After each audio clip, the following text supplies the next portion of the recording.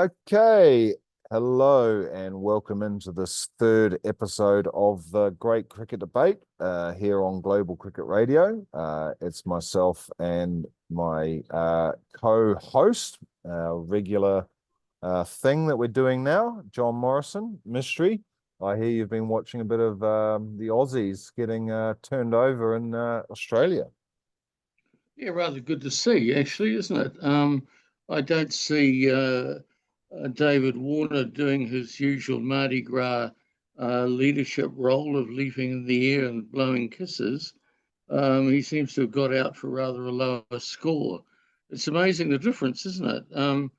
Very little dignity, as we've said before, but yeah, it's nice to see the Pakistanis fighting back. Still a long way to go, of course, so we'll hold all tickets on that one. Yeah, we will. It does make me. Was quite amusing yesterday. I mean, the sentiment of Pakistan fans, how they, and I've got a few followers on Twitter from Pakistan. Well, about 16,000 of them. I've got about three from Wellington and about two from Johnsonville. The rest are from Pakistan, and you know, they're so fair weather. One minute they're happy, the next minute they're sad, and obviously today they're going to be rather happy. But anyway, that's not what we're here to talk about on the Great Cricket Debate.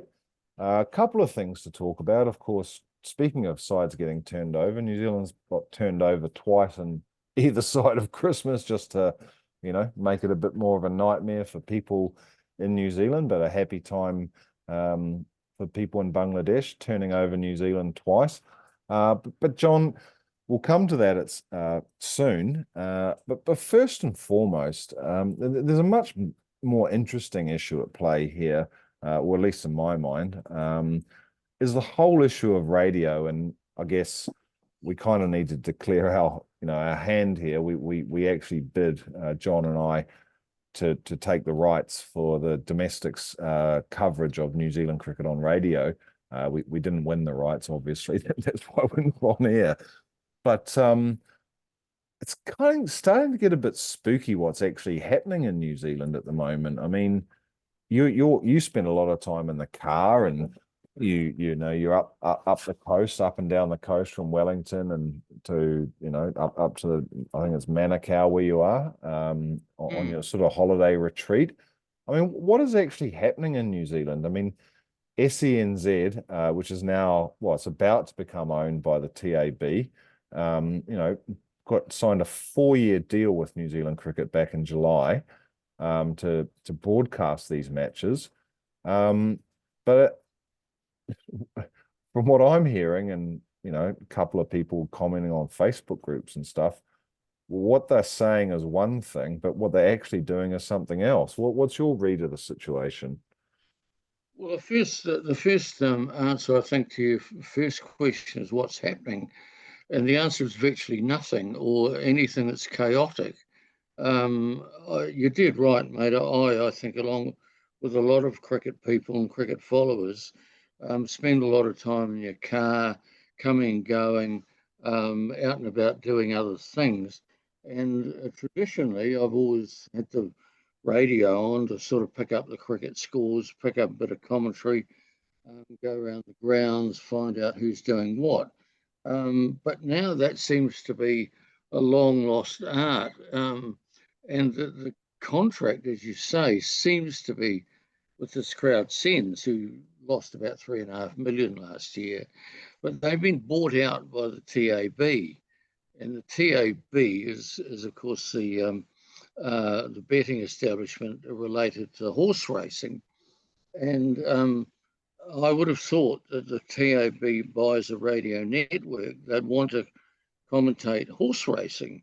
To think otherwise is ludicrous. I mean, it's quite astonishing because I gather that New Zealand cricket said, no, no, no, they're not going to do that. They're going to have full-time cricket. But having said all that, I failed to make contact um, at all, I'd have to say, Andrew, and I think you know more about that than I now, but I don't think there's any doubt that the TAB's endeavour to buy a radio network wasn't to commentate cricket. It Well, was to there's well, commentate horse racing.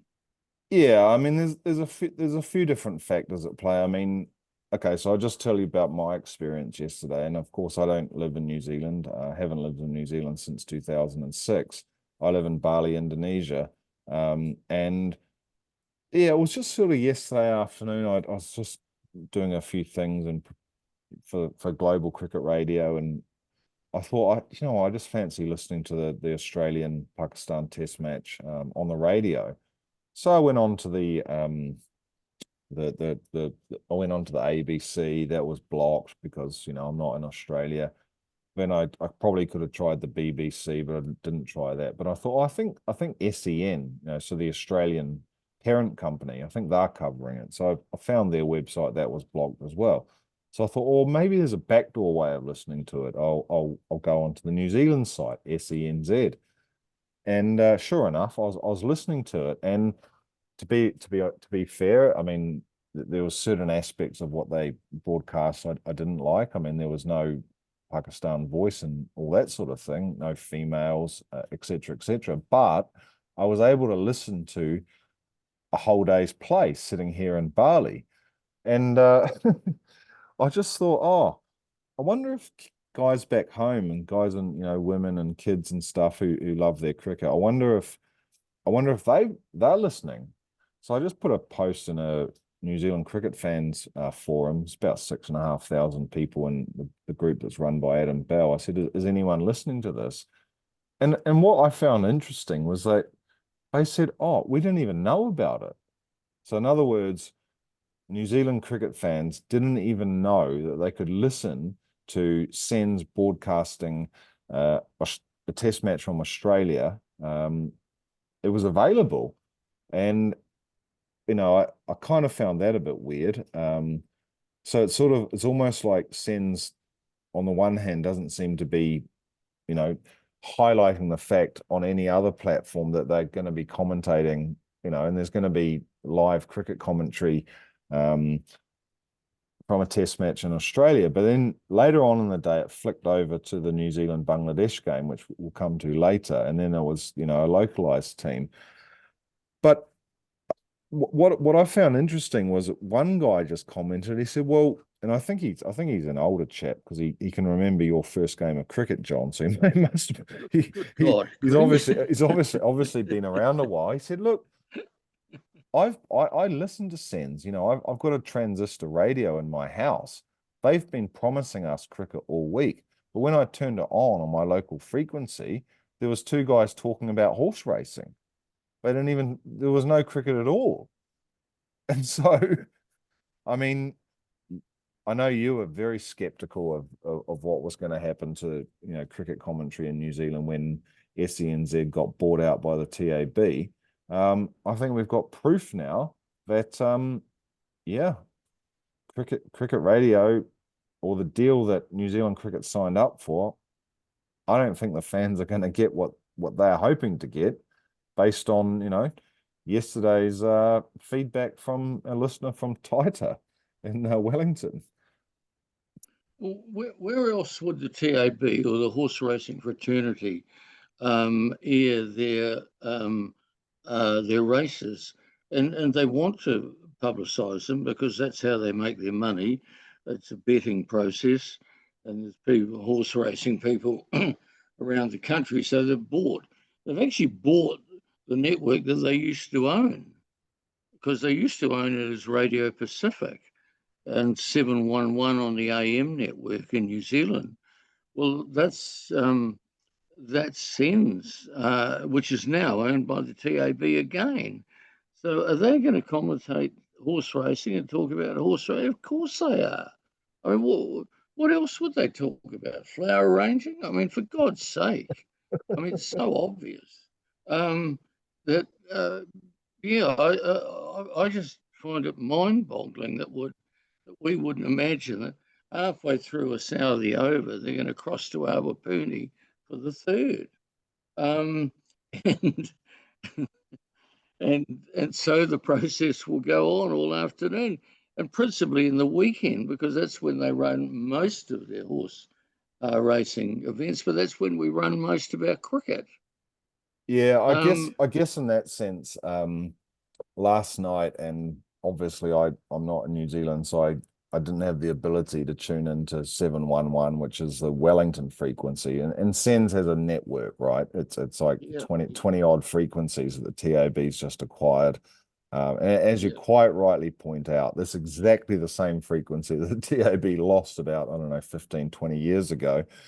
They've got it back again now. So when Daniel McCarty and Mitchell McClenaghan were doing their commentary on the match, the New Zealand against Bangladesh match in Napier last night, I'm not completely sure whether it was actually on the 20 frequencies or not, because certainly during the day, the Australian test match against Pakistan definitely wasn't on the frequencies. And possibly what might happen is that they actually prioritize, this is SENS I'm talking about, they prioritize horse racing during the day because they don't run horse race meetings at 7 o'clock at night. Well, they probably do actually. There's probably trough somewhere, but it maybe that's their game, is that they'll just add the cricket around the horse racing. And if I'm New Zealand cricket CEO Scott Wiener, and I appreciate he didn't sign the deal to bring SENS in on a 4-year deal.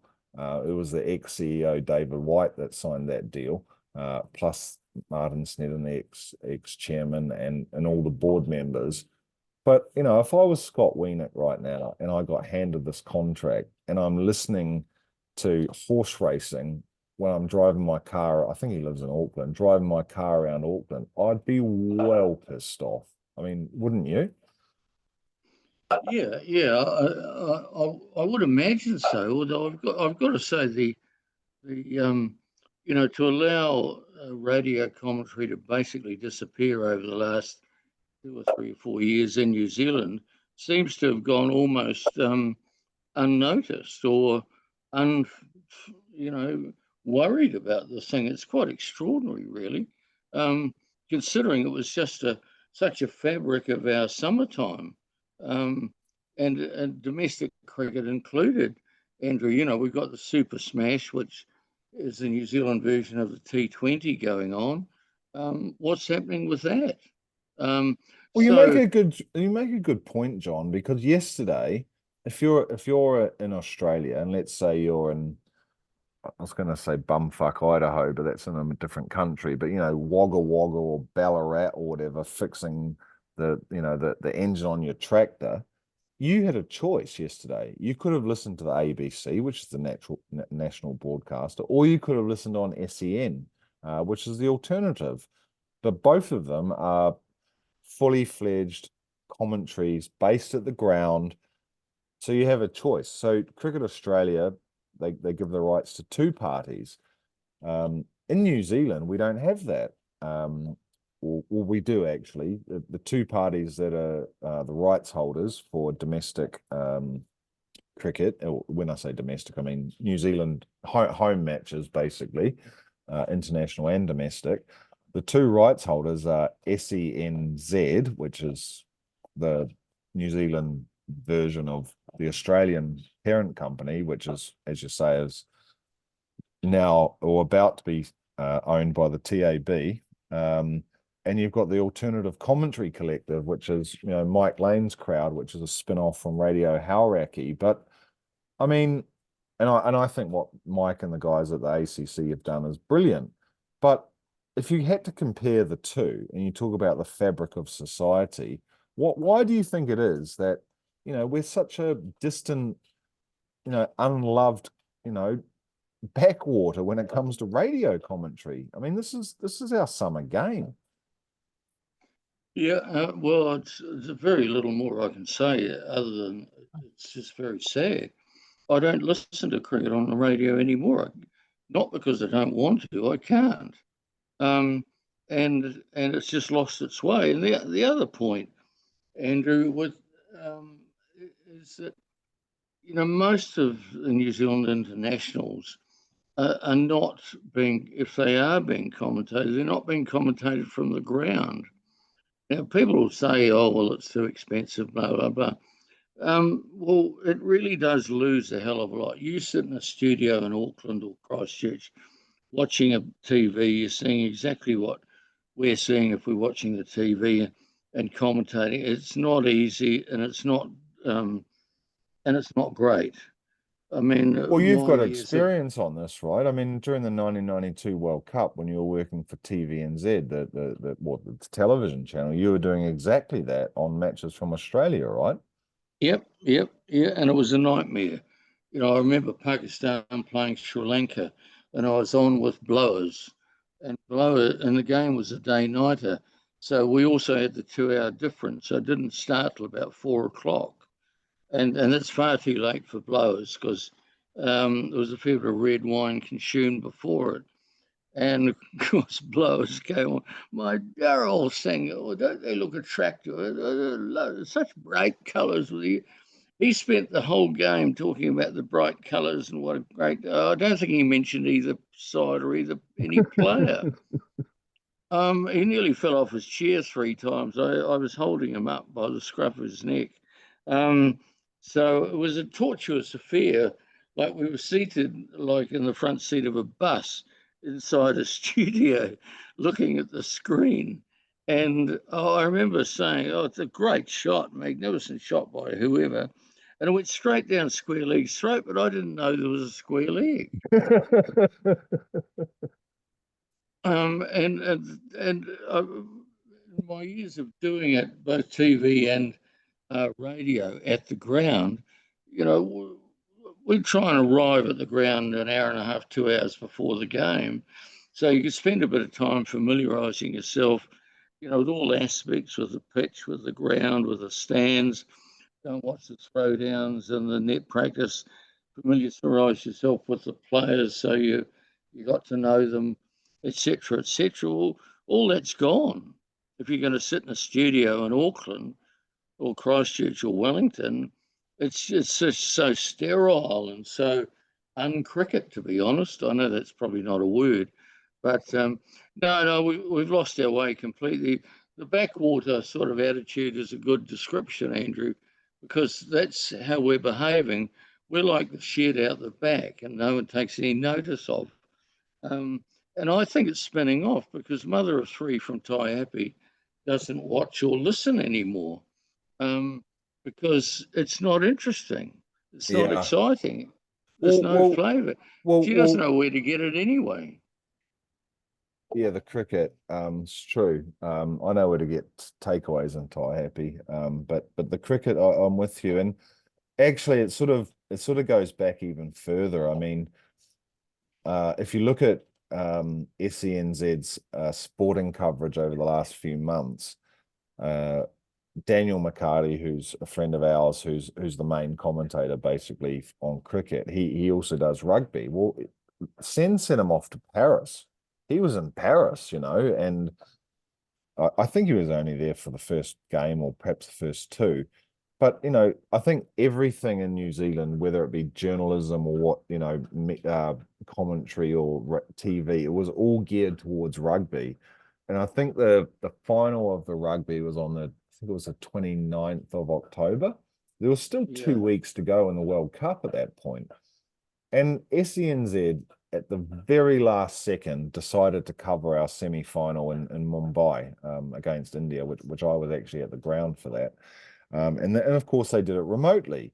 But it wasn't just that they did it remotely, it was an afterthought. And I know their deal with New Zealand cricket doesn't relate to overseas games, but New Zealand cricket also, I think, has a responsibility to bring the games to the fans. So if we're playing in Bangladesh, which we did, after the World Cup T20 series, sorry, it was a two-test series.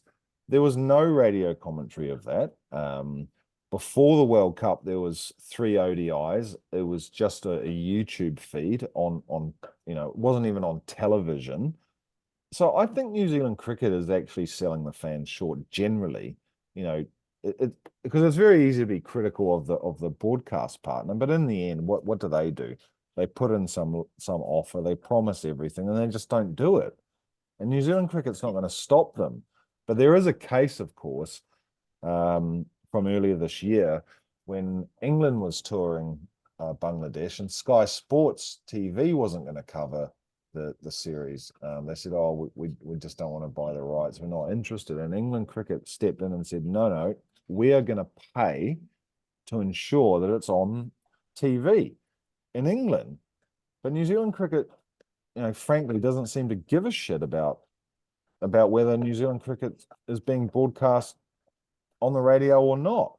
And even we've seen this year that the blasé even about TV for overseas matches. And yeah, just I don't know. As I say, I don't live in New Zealand anymore, but it's a pretty sad state of affairs when, that guy John that I mentioned earlier from Taita in Wellington, or Stokes Valley actually, he said, I've been listening to the radio all week. They're telling me the cricket's going to be on, and when I turned it on, I get horse racing.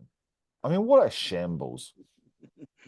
The point you make, and sometimes it's forgotten when everyone's talking about contracts and the best deal, but the point you make is a very poignant one, Andrew, is that the responsibility, to my mind, of New Zealand cricket, while they've got to be conscious of contracts and money, is actually delivering the game to as many people as possible and the fans.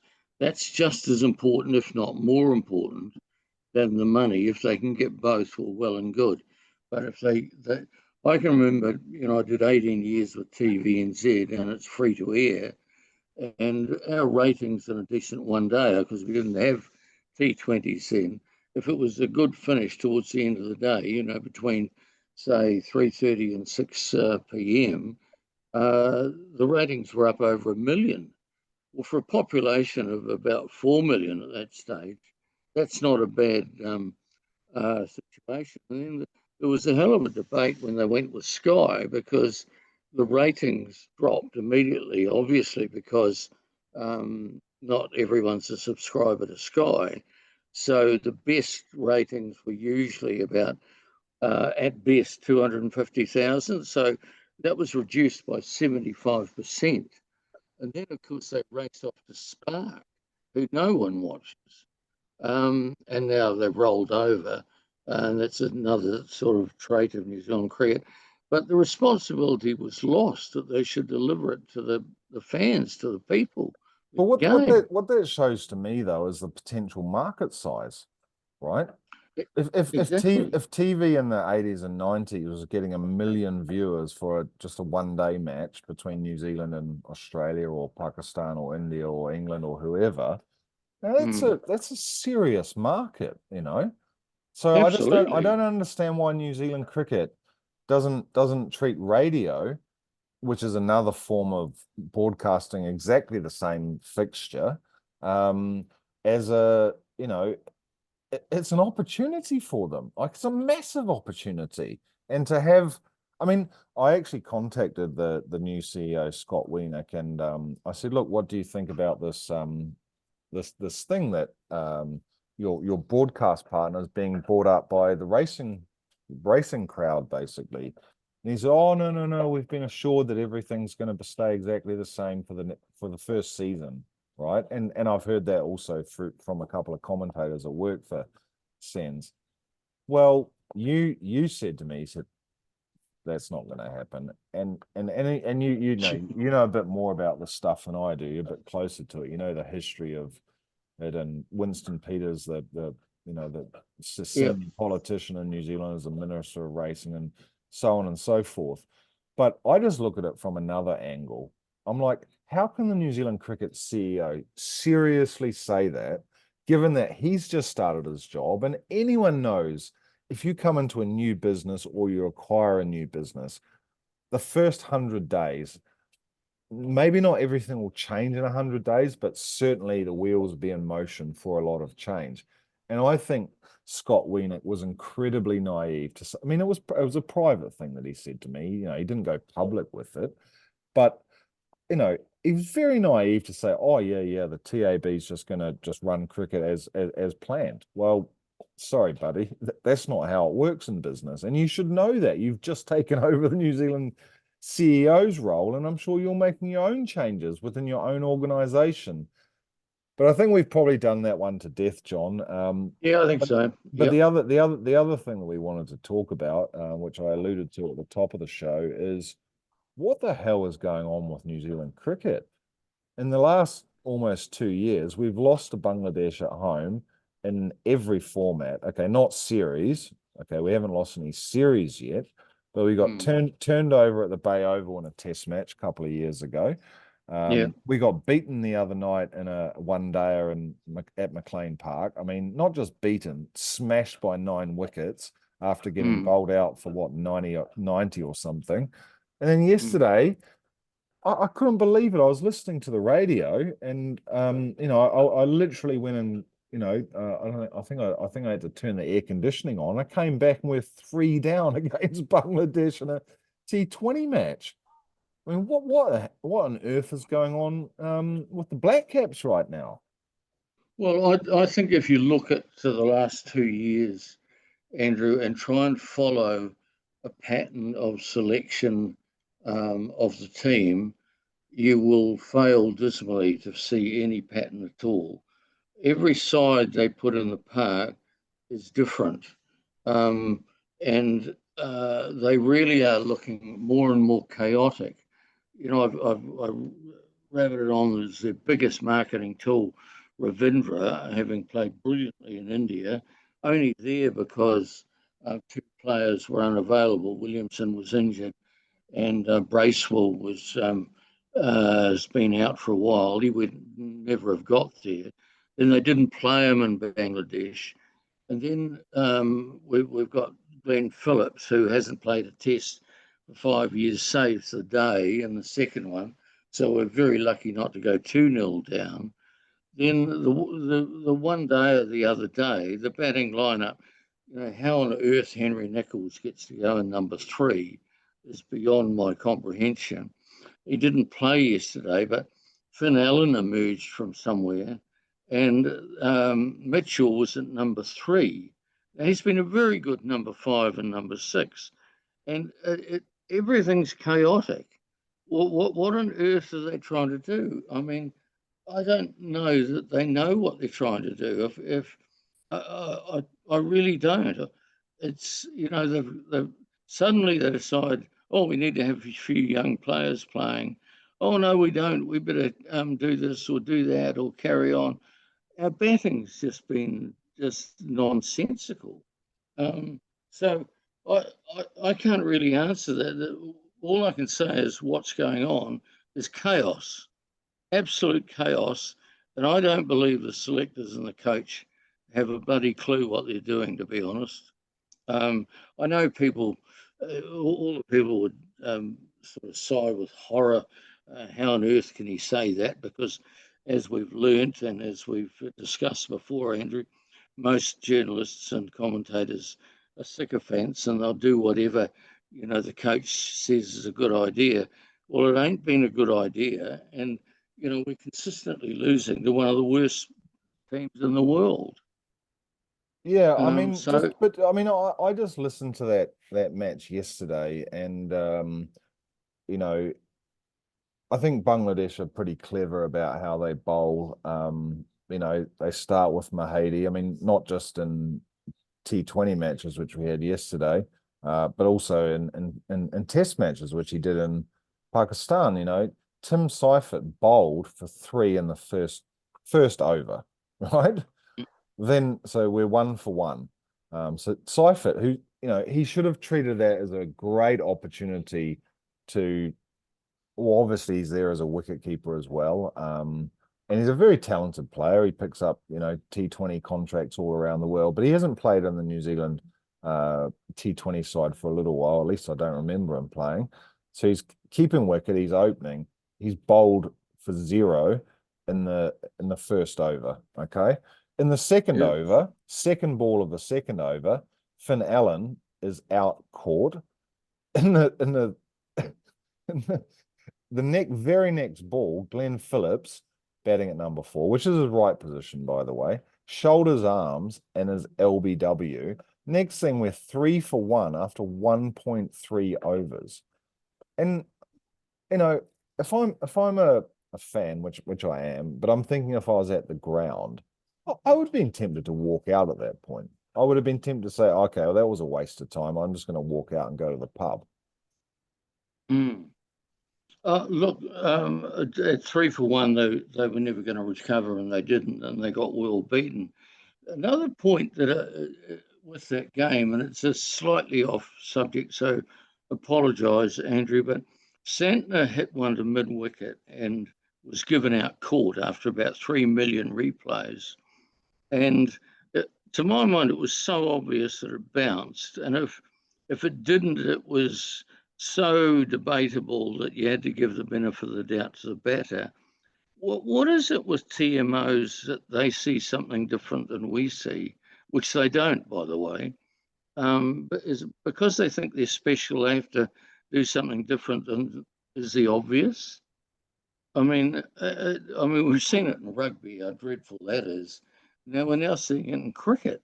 Um, I was just speechless on that one because I was sitting with two or three other bods, and I said, I bet this guy gives this out because it's pretty obvious it's not out.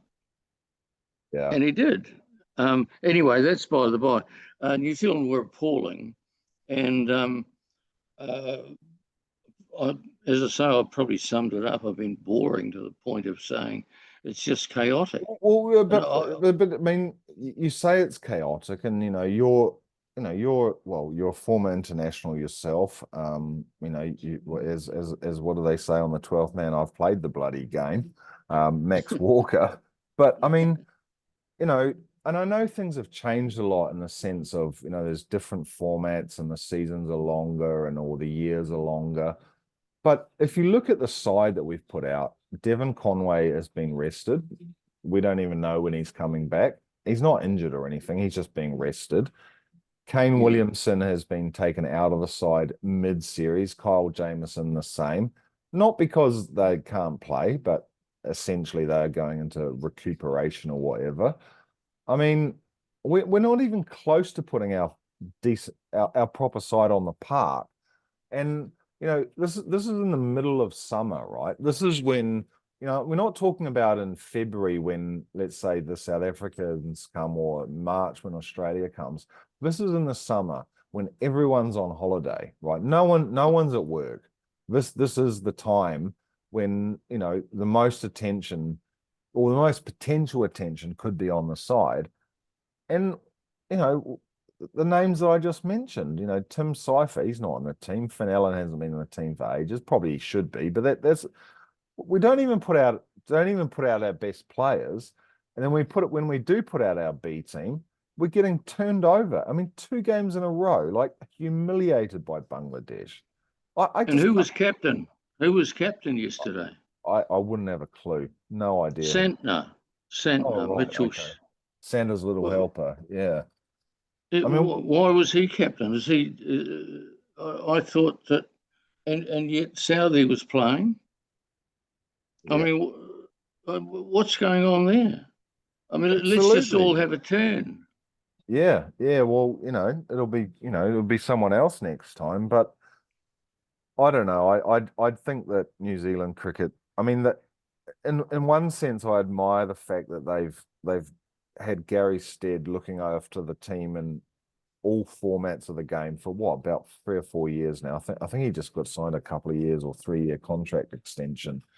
And the whole idea of split coaching is it's a debatable one, right? Like England's done it, or let's see, you've seen what's happened with them in their white ball game relative to how they've gone in Test cricket, and now England's saying, oh, we might want to get McCullum in for the World Cup, the T20 World Cup next year. New Zealand's had Stead, and he takes a rest from time to time, but I just kind of wonder whether having Gary Stead there for so long and he's so close to the players, maybe he's become a bit protectionist or something. But if you've been turned over on, what was it, 2 days before Christmas in a one day, the next day, the very next game you play, which was the 27th, the day after Boxing Day, you want to win that game. I got the sense, and I was just listening on the radio, I got the sense that they couldn't have cared less.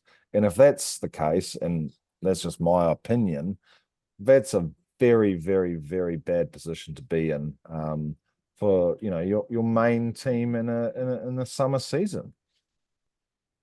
Yeah, yeah. Well, it is. Look, uh, just being there for a long time doesn't make him any good, Steve.